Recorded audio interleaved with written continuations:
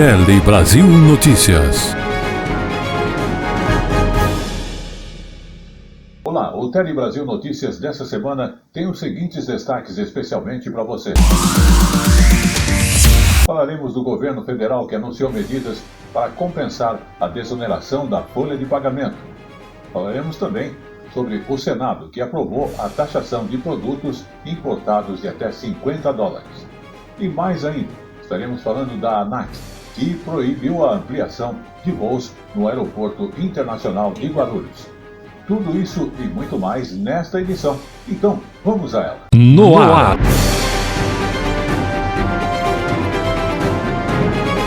Tele Brasil Notícias.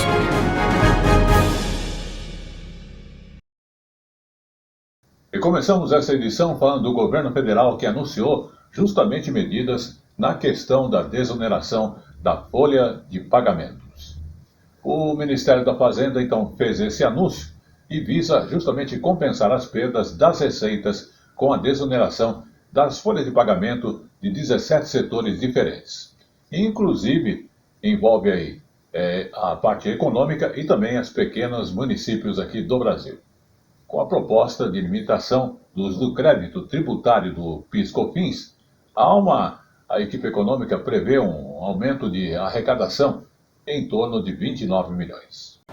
As medidas compensam a perda de receitas provocada pela manutenção da política de desoneração da folha de 17 setores da economia e municípios pequenos até 2027. O Ministério da Fazenda anunciou que vai limitar o sistema de crédito do PIS, Programa de Integração Social, e da COFINS, a contribuição para o financiamento da Seguridade Social. A previsão é de que a iniciativa amplie as receitas do governo em 29,2 bilhões de reais este ano. A proposta não envolve a criação ou majoração de tributos e está em equilíbrio com o orçamento federal. Também não vai trazer prejuízos a contribuintes menores e ao setor produtivo. Esses benefícios, tanto para os 17 setores quanto para os municípios, eles não estavam previstos, seguem não estando previstos na lei orçamentária. E todo o esforço que foi feito na sequência foi para dar compatibilidade, para fazer com que se harmonizem os gastos, as renúncias, os gastos tributários, as renúncias fiscais, o conjunto do orçamento do país, para que isso não venha a pesar de maneira desproporcional para quem paga tributo, para o setor produtivo que paga juros e para as pessoas que sentem inflação. A continuidade da política de desoneração da folha vai custar 26,3 bilhões de reais ao governo este ano. São 15,8 bilhões em relação às empresas e 10 bilhões e meio em relação aos municípios. Os créditos de PIS/COFINS, em geral, serão compensáveis apenas na sistemática da não cumulatividade, sem compensação com outros tributos ou de forma cruzada, exceto com débitos do próprio PIS/COFINS. Mantém-se a possibilidade de ressarcimento em dinheiro mediante prévia análise e do direito creditório. Já para o crédito presumido do PIS/COFINS, haverá a vedação do ressarcimento em dinheiro. A desoneração é uma política que começou em 2012.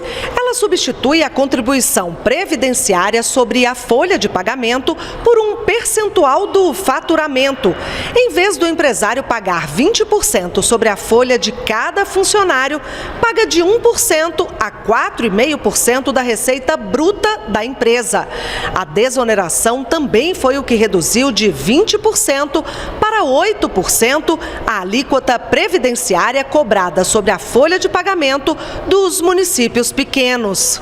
O regime de desoneração deveria ter acabado no ano passado, mas foi prorrogado por mais 4 anos pelo Congresso Nacional. O nosso objetivo é fazer o ajuste fiscal com medidas de justiça, sem aumento de tributos, sem aumento de alíquota, sem criação de novos tributos. E essa é a agenda que vai ser perseguida. Bom, Vamos agora então falar de meio ambiente, porque tivemos aí no dia 5 de junho o Dia Mundial do Meio Ambiente. E a questão é que vivemos aí o agravamento das crises climáticas no mundo todo, que está provocando secas, tragédias, e além disso é necessário frear essa degradação da Terra. Agora, como fazer isso, né? Então, para frear a degradação de nossa Terra, as Nações Unidas já estabeleceu o Dia Mundial, então, do Meio Ambiente, que visa celebrar essa data e lembrar, né? Também as lideranças têm se reunido em campo, e inclusive para debater e encontrar soluções para a restauração do planeta Terra. Vamos observar.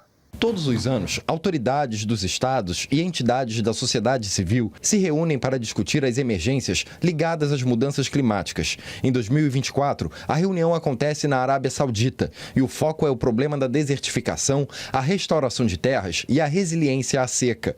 Mas os efeitos das mudanças climáticas estão em toda a parte. No sul do Brasil, a enchente afetou quase 95% do Rio Grande do Sul, de acordo com um relatório da Defesa Civil Gaúcha. Ao todo, 476 municípios foram atingidos. Nos últimos 5 anos, a gente viu um aumento de frequência e intensidade de eventos climáticos importantes.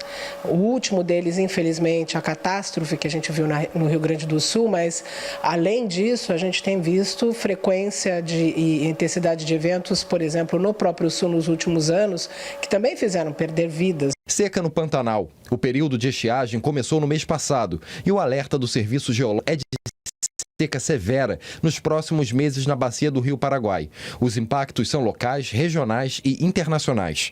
Na fauna, na flora, nas comunidades ribeirinhas, limitação à navegação, risco de incêndios florestais. O relatório anual de desmatamento, publicado pela rede MAP Biomas, revela que o Cerrado já é o bioma mais devastado no Brasil. É no Cerrado que ocorre 61% do desmatamento total.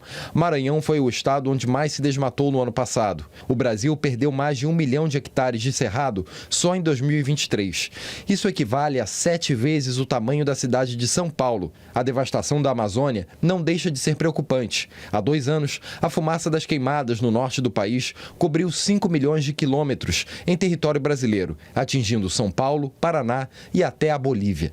As mudanças climáticas são reais e elas demandam políticas de resiliência para as cidades e regiões que podem ser mais afetadas. Chuvas fortes vão acontecer de novo, famílias vão perder suas casas e muitos vão se mobilizar em solidariedade. Só que muitas dessas perdas também podem ser evitadas. O conceito de resiliência, ou também o conceito de adaptação, é justamente se preparar, é não esperar o evento acontecer. Além da resiliência e da prevenção a catástrofes, enfrentar as mudanças climáticas envolve observar o Código Florestal Brasileiro, uma das leis de proteção mais avançadas no mundo, para preservar e também obras de adaptação à nova realidade. Dá para fazer mudanças de gestão, mudança até de localização física se for necessário, como foi a criação de Brasília. A gente tem coisas para se adaptar e pode fazer coisas interessantes e se valer do grande território que a gente tem.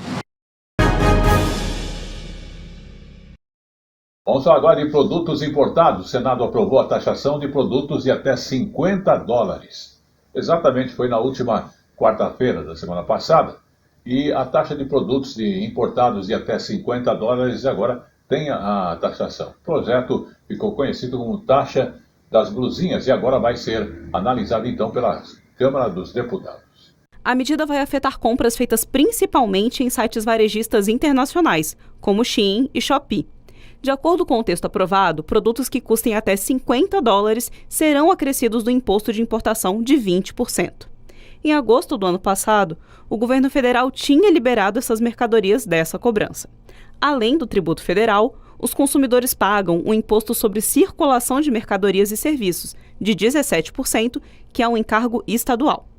Com isso, a compra de uma blusinha de $10, por exemplo, sairia por R$ 77,22, R$ 55,00 do valor convertido de dólar turismo para real, mais R$ 11,00 do imposto de importação e mais R$ 11,22 de ICMS. Essa emenda, que prevê a taxação, foi incluída em um outro projeto de lei, que institui o Programa Mobilidade Verde e Inovação, o MOVER.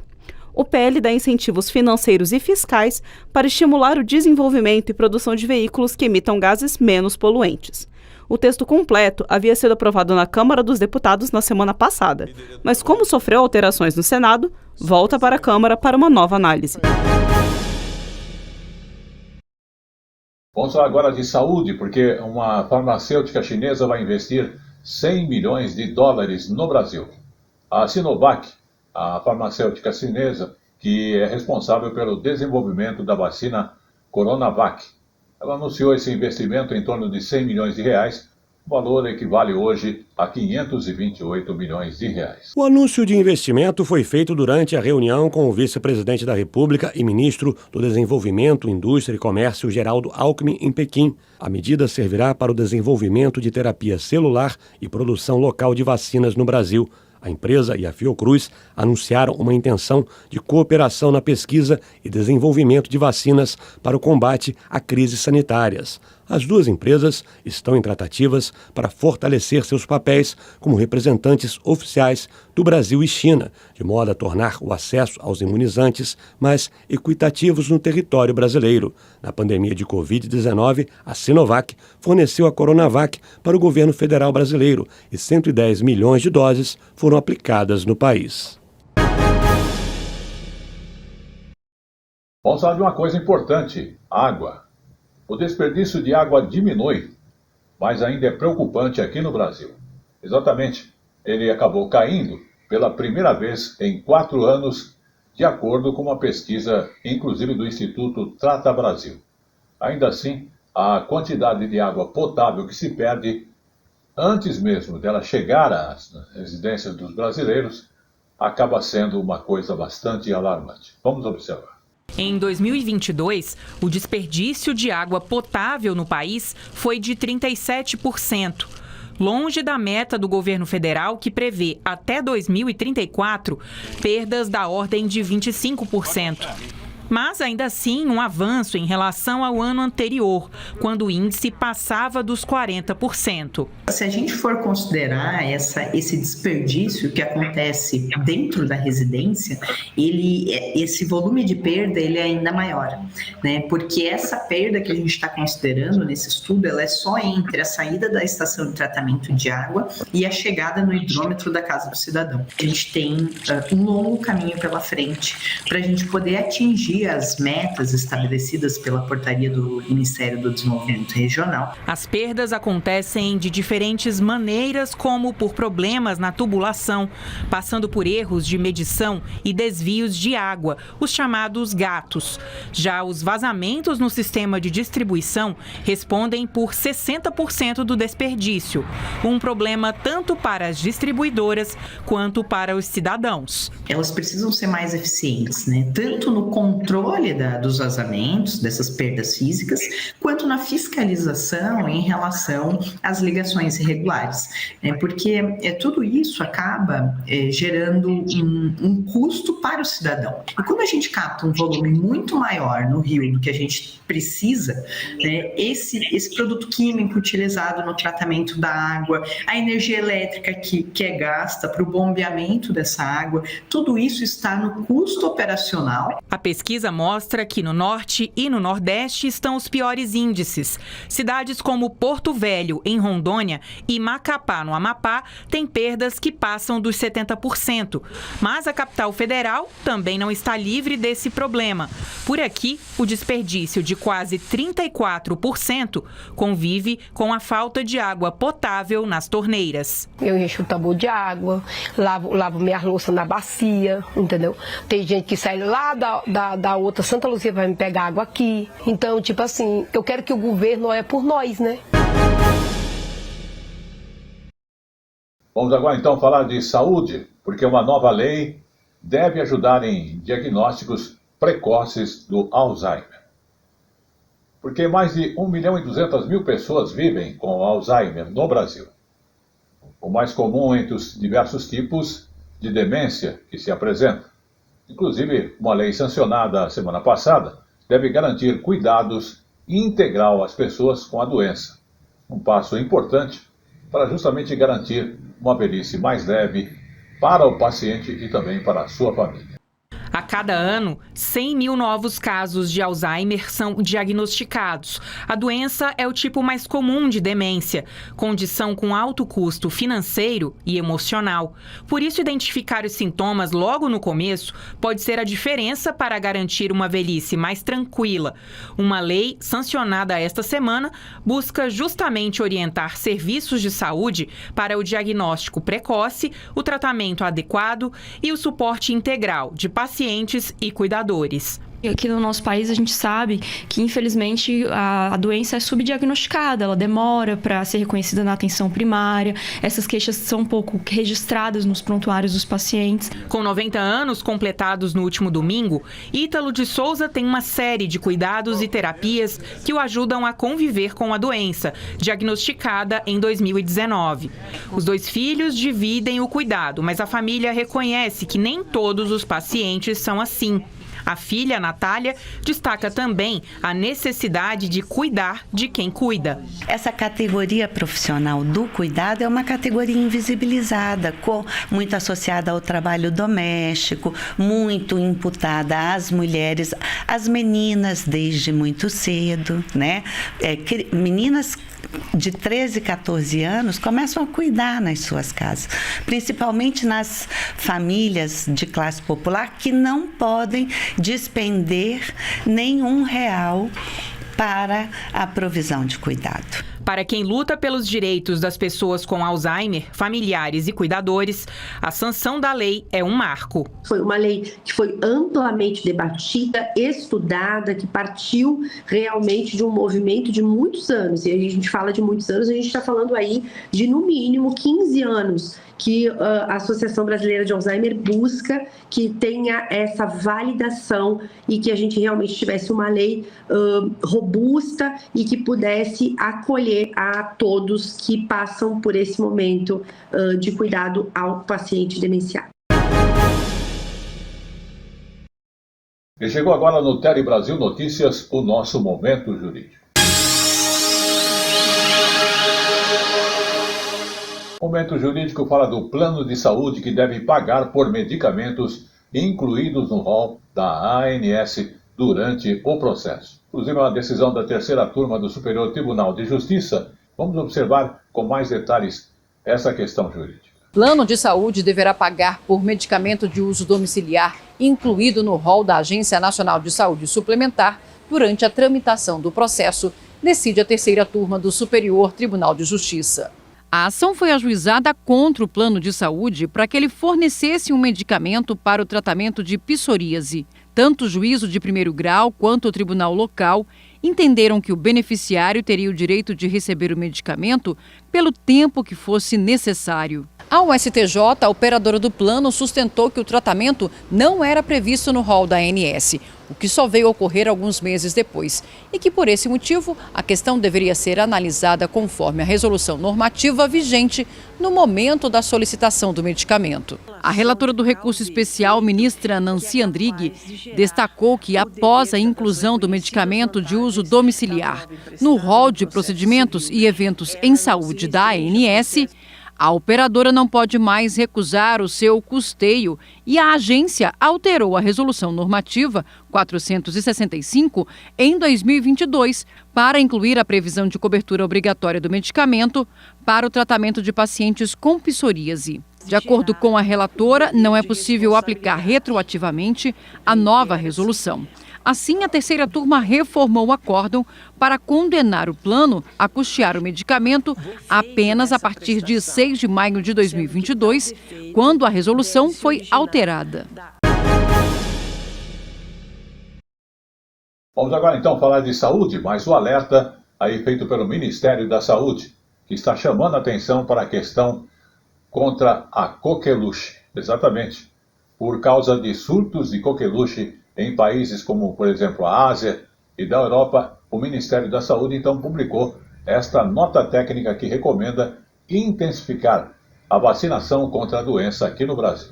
A pasta pede ainda que os estados e municípios fortaleçam as ações de vigilância epidemiológicas em sua região. Vamos observar. Dentre os sintomas da coqueluche estão febre, tosse seca e cansaço. A doença pode levar a pneumonia e paradas respiratórias. O principal sintoma é uma tosse que se prolonga muitas vezes por semanas. Embora possa afetar todos os indivíduos de qualquer idade, é justamente a criança pequena, especialmente no primeiro ano de vida, que desenvolve as formas mais graves da doença. Na Europa, de janeiro a março, foram 32 mil casos. Na China, também 32 mil casos e 13 mortes. Aqui no Brasil, graças à vacinação, a doença está sob controle. No ano passado, foram confirmados 214 casos em todo o país. E até abril deste ano, 31. Apesar do baixo número de casos por aqui, o Ministério da Saúde tem intensificado ações de prevenção. Uma delas é ampliar a vacinação entre profissionais da saúde, gestantes e de pessoas que trabalham diretamente com bebês e crianças. Aqui no Brasil, de 2019 a 2024, as crianças menores de 1 ano de vida representaram 52% dos casos de coqueluche e a faixa de 1 a 4 anos representou 22% dos casos.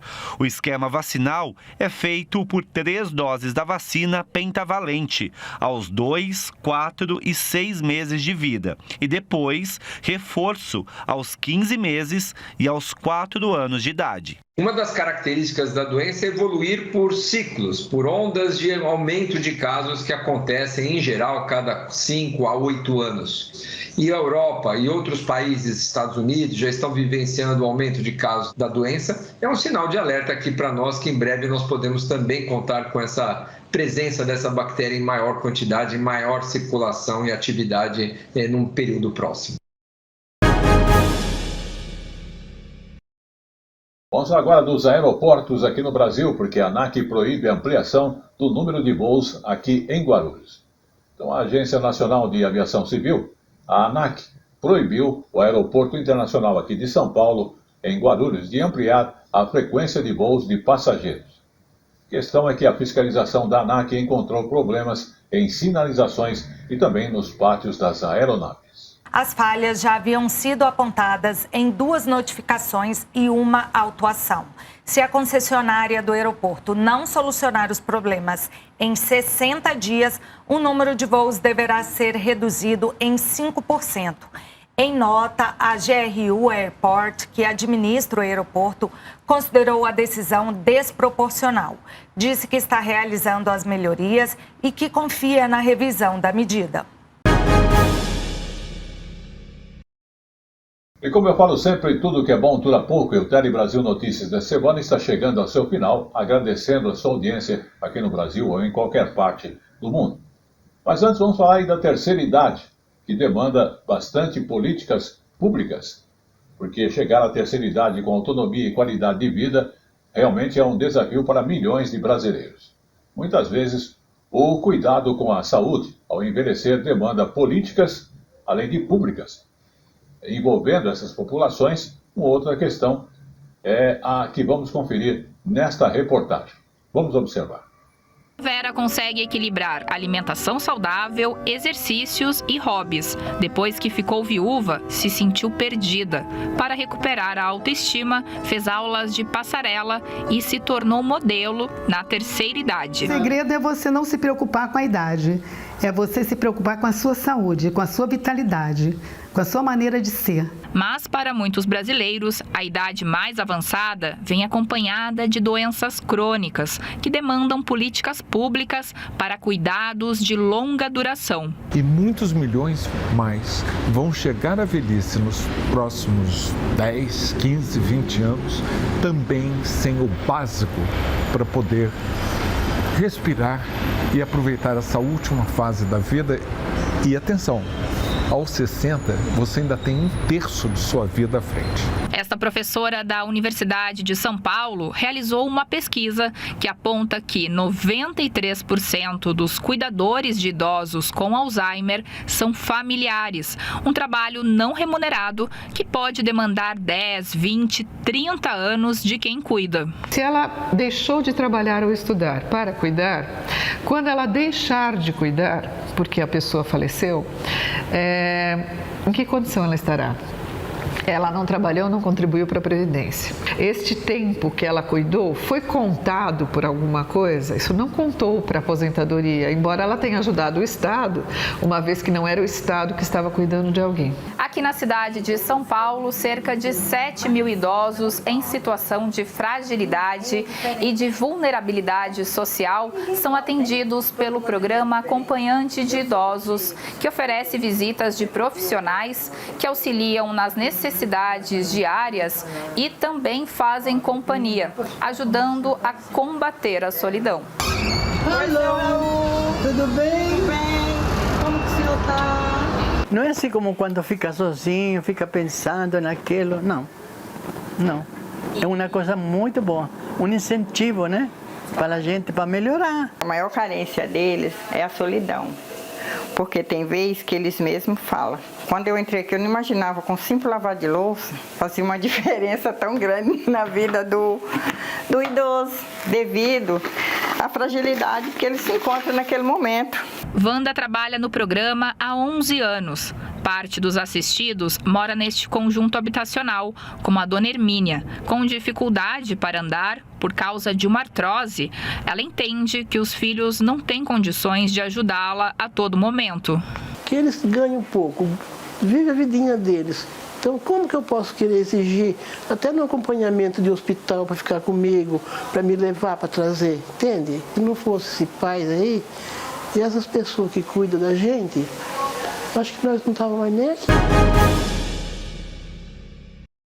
E este foi o Jornal Tele Brasil Notícias dessa semana, que agradece mais uma vez a sua audiência em qualquer parte do mundo e aqui também no Brasil.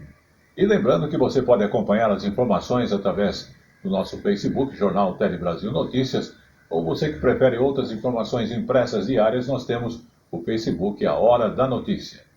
Queremos agradecer também o apoio de toda a nossa equipe técnica e a sua audiência mais uma vez, e estaremos de volta na semana que vem com mais um Jornal Tele Brasil Notícias. Até lá!